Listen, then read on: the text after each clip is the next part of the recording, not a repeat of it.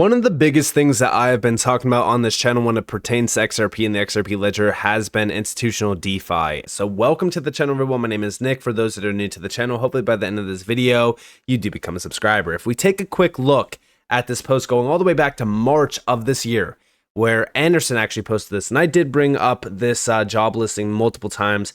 We have Ripple is hiring a senior manager business development institutional DeFi in New York. The job description specifically mentions leveraging the XRP ledger, and I suppose the AMM will be a critical piece for their institutional DeFi solutions. As have been stated by several people, institutional DeFi will likely become a multi-trillion-dollar market, and yes, it will. In fact, this will lead to tens to hundreds of trillions of dollars on-chain over time.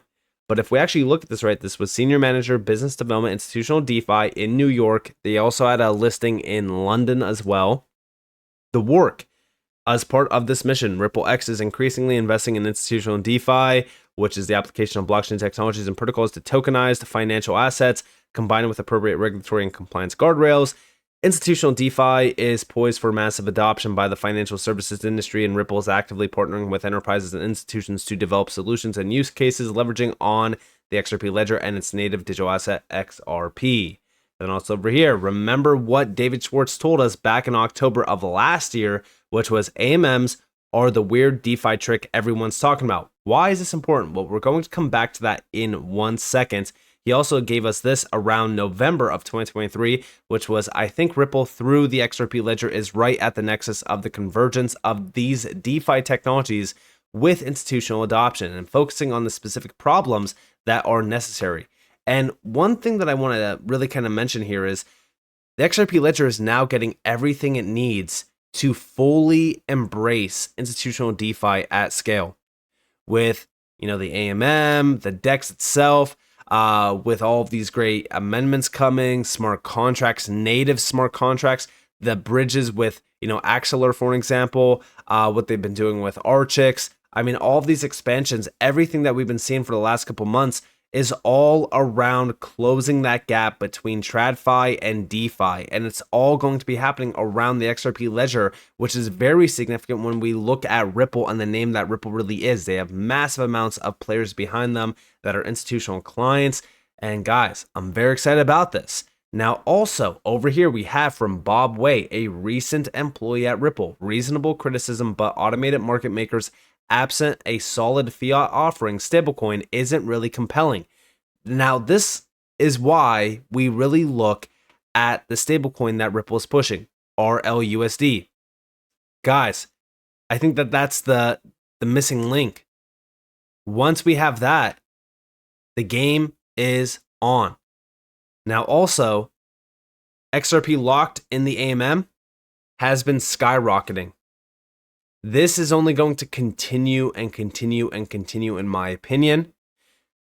DeFi on the XRP ledger has been a very big success already. Now, imagine if we brought on institutions. This would not be looking at, almost 13, 14 million XRP. It would be looking at possibly hundreds of millions to billions of XRP locked on the AMM. That's why we look at institutional DeFi. And also, back in May, remember that Ripple X put out a post, the financial landscape is evolving and the XRP ledger is uniquely positioned to lead institutional DeFi with its proven performance, compliance features, and ongoing innovation. And these were the building blocks to institutional DeFi on the XRP ledger.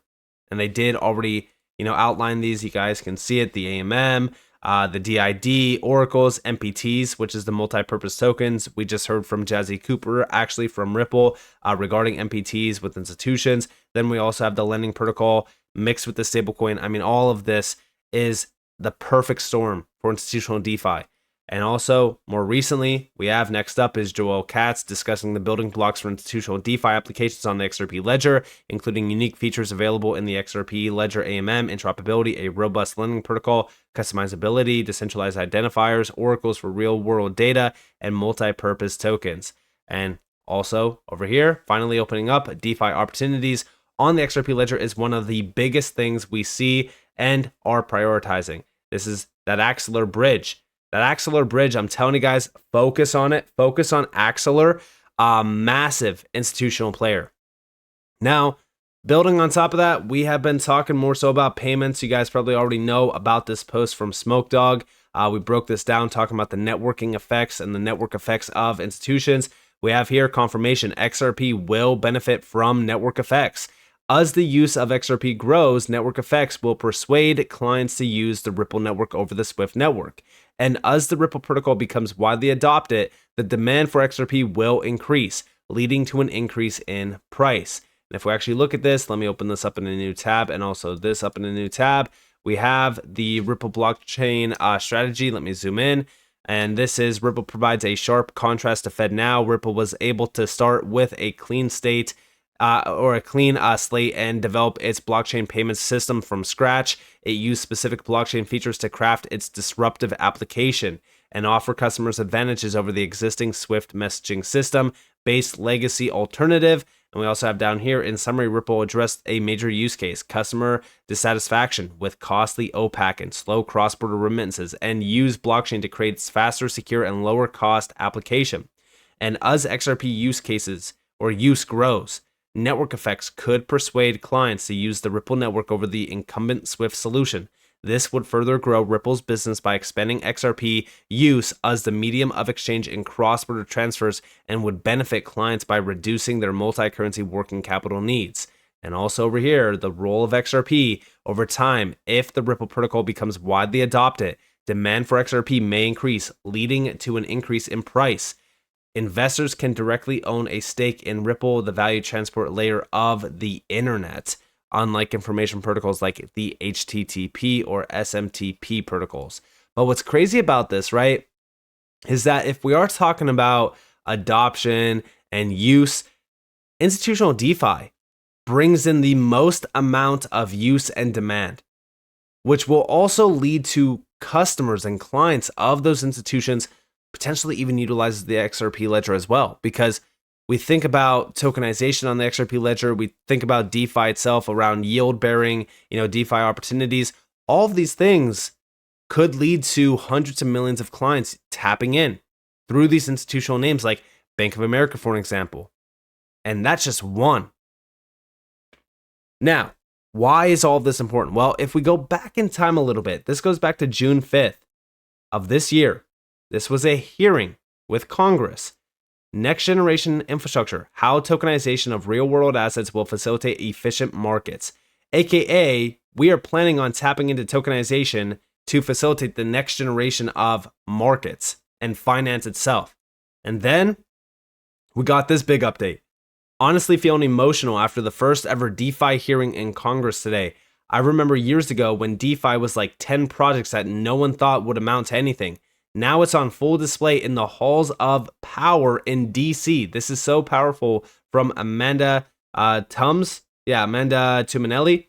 And here we have Amanda Tuminelli opening remarks from today's hearing. This is about 5 minutes long, but listen closely. There's so much value in this video clip. Testimony, Ms. Tuminelli, you're recognized for 5 minutes to give your oral remarks. Thank you to the subcommittee for holding this hearing. My name is Amanda Tuminelli, and I'm the Chief Legal Officer at the DeFi Education Fund, a nonprofit, nonpartisan group that educates lawmakers and the public about decentralized finance and advocates for sound DeFi policy. We believe that DeFi is the path to a more equitable and more efficient financial system, one in which people have access to finance regardless of where in the world they live and regardless of the merits of their application. I will leave you with 2 points today. First, DeFi is different from and an improvement upon traditional finance because it does not rely on intermediaries. And second, the existing approach of demanding that DeFi look like, function like, or be treated like traditional finance has not and will not work. So what is DeFi and how is it different? As others have said today, DeFi enables peer-to-peer transactions in which users self-custody their assets, just like with cash. Using DeFi, a person can trade assets, make and take loans, or earn interest, but it is an improvement on the current system in a number of ways. For example, TradFi relies on intermediaries that often serve as gatekeepers to finance. Traditional financial institutions like big banks can and do deny access to the system for discriminatory reasons or no reasons. But DeFi is open access. Anyone with an internet connection has access to a DeFi protocol, and that is the epitome of financial inclusion. TradFi is expensive to access and slow to use. Even the simple act of sending money usually requires paying fees to third parties and waiting days for a transaction to be approved or processed. But using DeFi, I can send money or execute far more complicated transactions anywhere in the world, 24/7, with nearly instant settlement. And as one last example, DeFi is better because it's self-custodial. As this committee knows, when TradFi services fail, customers lose access to their assets.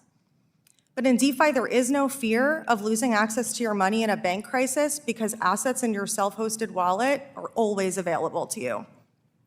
So that brings me to my second point. The existing approach of trying to apply rules for TradFi to DeFi will not work.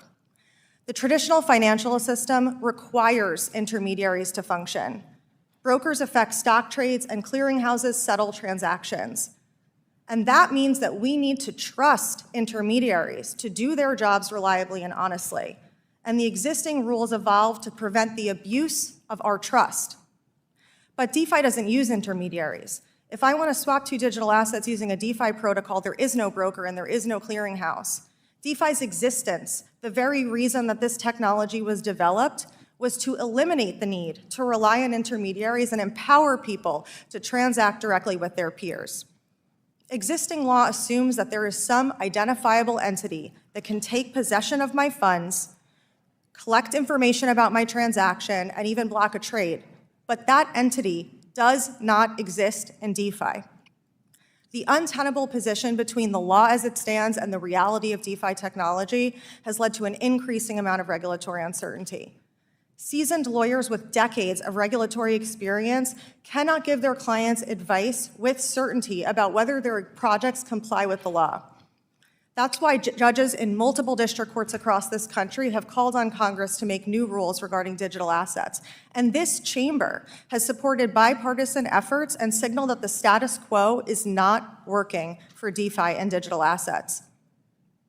The existing approach of trying and failing to apply existing rules to this technology has led to so much hostility to innovation that American jobs and businesses have been heading overseas. But the vast majority of DeFi developers are smart, creative people with a vision of building a better financial system, and they want to do that legally. So the US can be at the forefront of that and create a clear path to building here, or we can let other countries pass us on the path towards our digital financial future. But if you care about national security and you care about economic development, then you want this industry here on US soil. We appreciate the efforts of members of Congress, such as those on this committee, who have engaged with us on the reality of the technology and engaged with us on a path forward. Thank you. And that is a mic drop moment from Amanda. Like I said, guys, this should not go unavoided. You should not, just say, oh, that was just a big nothing video clip or whatever. No, she is speaking facts. DeFi is very important. DeFi is going to be one of the biggest things around crypto. And I would ultimately say DeFi could lead to mass adoption. All it takes is one institutional player to offer DeFi services to their clients in a regulated and compliant way. If we can finally fix that aspect, and that's it. That's it. Mass adoption would immediately be achieved just through one name. But we still need compliance. We still need regulations, and we're not getting anything right now. So we need Congress to step up to the plate. We need some agency to be brought in, not the SEC. We need a new agency that is not only comprised of, prominent regulators, but also even Web3 players, CEOs, people that understand the space. But what an absolute bombshell statement. And it's something that, I think only Amanda can really put this into words, because I don't even want to comment on it because of just how straightforward this was. This is basically everything that we've been talking about when it comes to regulatory movements happening around the space. It is a national security issue as well.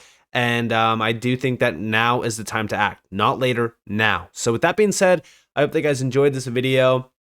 If you guys did, definitely leave a like, subscribe, turn notifications on because more free content. You guys are more than welcome to follow me on Twitter and join the free Discord down in the description below. And with that being said, guys, it's been Nick. Thanks for watching. Peace out.